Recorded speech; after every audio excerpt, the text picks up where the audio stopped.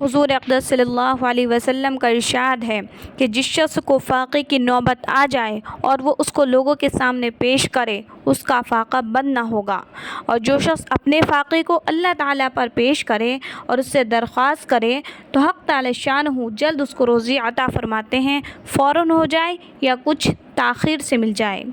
جو شخص لوگوں سے سوال کرتا پھرے اس کا فاقہ بند نہ ہوگا کا مطلب یہ ہے کہ پوری احتیاط ضروری نہ ہوگی۔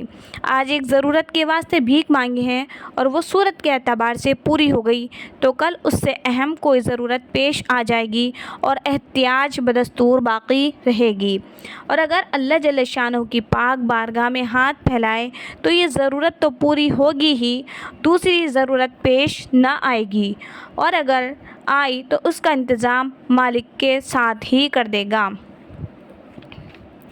جس میں ایک حدیث ہے جس میں حضور صلی اللہ علیہ وسلم نے قسم کھا کر چند باتیں ارشاد فرمائی، ان میں سے ایک یہ بھی ہے کہ جو شخص لوگوں سے مانگنے کا دروازہ کھولے گا حق تعالی شانہ اس پر فقر کا دروازہ کھولتے ہیں۔ اسی طرح ایک اور حدیث میں حضور صلی اللہ علیہ وسلم کا قسم کھا کر یہی مضمون حضرت عبد الرحمن بن عوف رضی اللہ عنہ کی روایت سے بھی گزر چکا ہے۔ یہی وجہ ہے کہ در بدر بھیک مانگنے والے ہمیشہ فقیر اور تنگ دست ہی رہتے ہیں۔ ایک اور حدیث میں ہے کہ جو شخص اپنے فاقے اور احتیاج کو اللہ تعالی شانہ کے سامنے پیش کرتا ہے حق تعالی شانہ بہت جلد اس کے فقر کو دور فرماتے ہیں، اور جلدی کی موت یا جلدی کی غنا سے کردہ ایک قبیلے کا نام ہے، اس میں ایک شخص مشہور ڈاکو تھا۔ وہ اپنا قصہ بیان کرتا ہے کہ میں اپنے ساتھیوں کی ایک جماعت کے ساتھ ڈاکے کے لیے جا رہا تھا۔ راستے میں ہم ایک جگہ بیٹھے تھے، وہاں ہم نے دیکھا کہ کھجور کے 3 درخت ہیں، دو پر تو خوب پھل آ رہا ہے اور ایک بالکل خشک ہے، اور ایک چڑیا بار بار آتی ہے اور پھلدار درختوں پر سے تر و تازہ کھجور اپنی چونچ میں لے کر اس خشک درخت پر جاتی ہے۔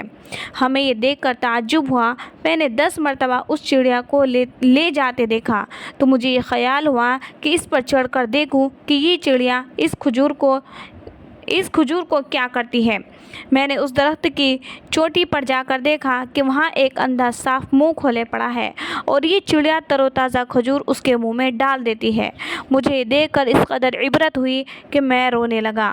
میں نے کہا، میرے مولا، یہ سانپ جس کے مارنے کا حکم تیرے نبی علیہ السلام نے دیا، تو نے جب یہ اندھا ہو گیا تو اس کو روزی پہنچانے کے لیے چڑیا کو مقرر کر دیا، اور میں تیرا بندہ، تیری توحید کا اقرار کرنے والا، تو نے مجھے لوگوں کے لوٹنے پر لگا دیا۔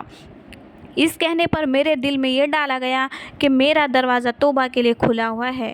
میں نے اسی وقت اپنی تلوار توڑ ڈالی جو لوگوں کے لوٹنے میں کام آتی تھی، اور اپنے سر پر خاک ڈالتا ہوا درگزر چلانے لگا۔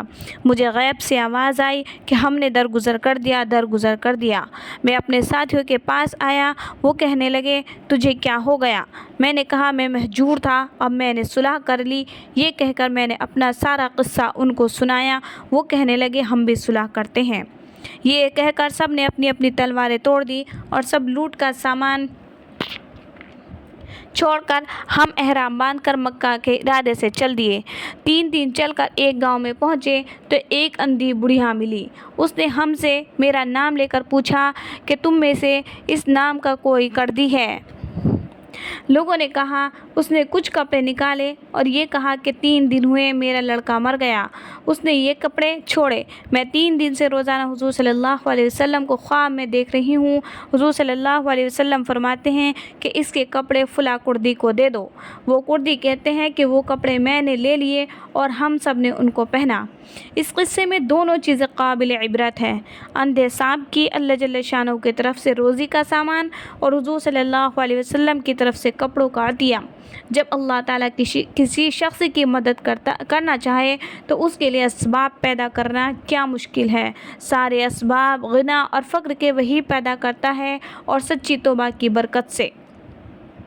حضور صلی اللہ علیہ وسلم کی طرف سے کپڑوں کا اعزاز خود ایک قابل فخر چیز ہے، اور جلدی کی موت سے غنا کے حاصل ہونے کی ایک مثال ہے، اور بہت سے واقعات مرتے وقت وصیتوں کو تو اکثر سننے میں آئے ہیں کہ میرے سامان میں سے اتنا فلاں شخص کو دے دے۔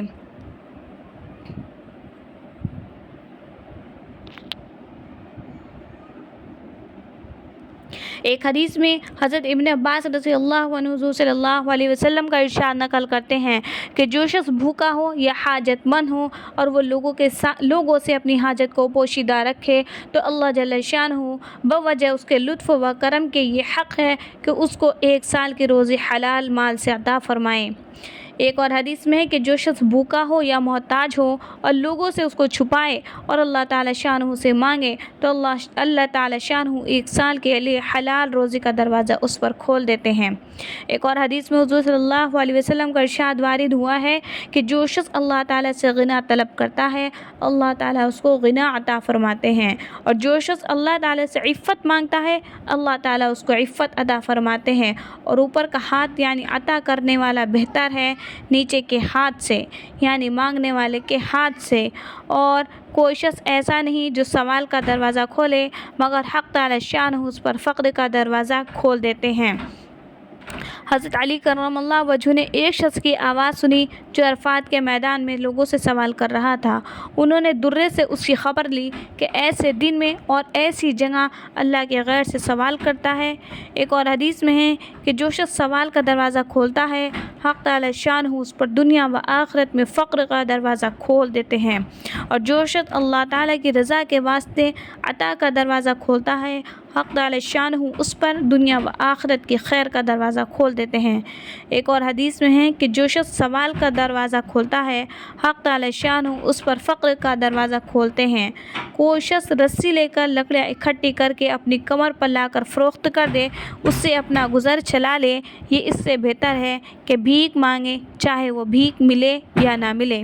ایک اور حدیث میں ہے کہ جو شخص عطا کا دروازہ کھولتا ہے صدقے سے ہو یا صلہ رحمی سے حق تعالی شانہ اس پر کثرت فرماتے ہیں یعنی اس کے مال میں اضافہ ہوتا ہے، اور جو شخص مال کی زیادتی کی نیت سے سوال کا دروازہ کھولتا ہے اس کی وجہ سے اس پر کمی بڑھتی جاتی ہے۔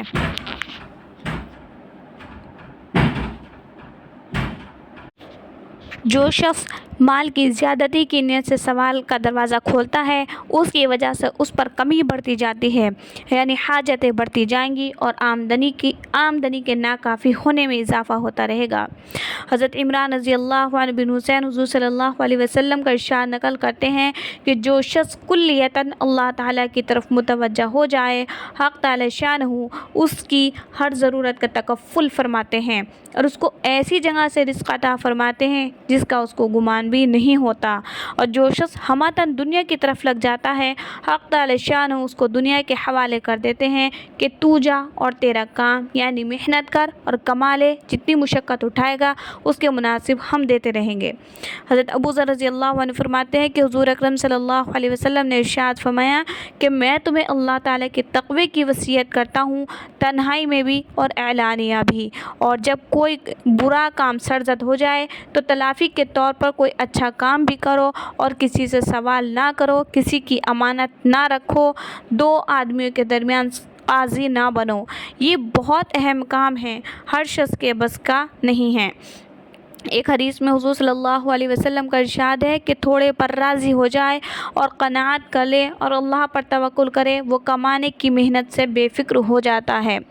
ایک حدیث میں حضور صلی اللہ علیہ وسلم کا ارشاد ہے کہ جو شخص یہ چاہے کہ سب سے زیادہ قوی ہو وہ اللہ پر توکل کرے، اور جو یہ چاہے کہ سب سے زیادہ غنی ہو اس کو یہ چاہیے کہ جو چیز اللہ کے پاس ہے اس پر اس سے زیادہ اعتماد رکھے جتنا اپنے پاس کی چیز پر ہوتا ہے، اور جو یہ چاہے کہ سب سے زیادہ معزز ہو جائے وہ تقوی اختیار کرے۔ اور یہ تجربے کی بات ہے کہ آدمی کے تقوی کا جتنا اثر لوگوں پر پڑتا ہے اتنا کسی چیز کا نہیں پڑتا۔ جس شخص میں جتنا زیادہ تقوی بڑھا ہوا ہوگا اتنا ہی لوگوں کے دلوں میں اس کا اعزاز و اکرام زیادہ ہوگا۔ حضرت وہاب رحمۃ اللہ علیہ حق تعالی شانہ کا ارشاد نقل کرتے ہیں کہ جب بندہ مجھ پر بھروسہ کر لیتا ہے تو اگر آسمان و زمین سب کے سب مل کر بھی اس کے ساتھ مکر کرے تو میں اس کے لیے راستہ نکال دوں گا۔ حضرت ابن عباس رضی اللہ عنہ فرماتے ہیں کہ اللہ تعالیٰ نے حضرت عیسیٰ علیہ السلام پر وحی بھیجی کہ مجھ پر توکل کرو، میں تمہاری ضروریات کا کفیل بنوں گا، میرے غیر کو اپنا ولی نہ بناؤ تاکہ میں تمہیں نہ چھوڑوں۔ حضرت عوف بن مالک رحمۃ اللہ علیہ کے صاحبزادے کو کافروں نے قید کر لیا اور چمڑے کے تسمے سے خوب مضبوط ان کو جکڑ دیا۔ ان پر نہایت سختی کی جاتی تھی اور بھوکا بھی رکھا جاتا تھا۔ انہوں نے اپنے والد کے پاس کسی طرح اپنے احوال کی اطلاع بھیجی کہ حضور صلی اللہ علیہ وسلم سے دعا کے لیے عرض کریں۔ حضور صلی اللہ علیہ وسلم کو جب اطلاع پہنچی تو حضور صلی اللہ علیہ وسلم نے فرمایا کہ ان کے پاس یہ کہلا بھیجو کہ اللہ تعالیٰ سے ڈرتے رہیں، تقوی اختیار کریں اور اسی پر توکل کریں، اور صبح شام یہ آیت پڑھا کریں۔ لقد جاءكم رسول من انفسكم عزيز عليه ما عنتم حريص عليكم بالمؤمنين رؤوف رحيم فإن تولوا فقل حسبي الله لا إله إلا هو عليه توكلت وهو رب العرش العظيم پڑھا کریں۔ ان کے پاس جب اطلاع پہنچی تو انہوں نے اس آیت شریفہ کو پڑھنا شروع کیا۔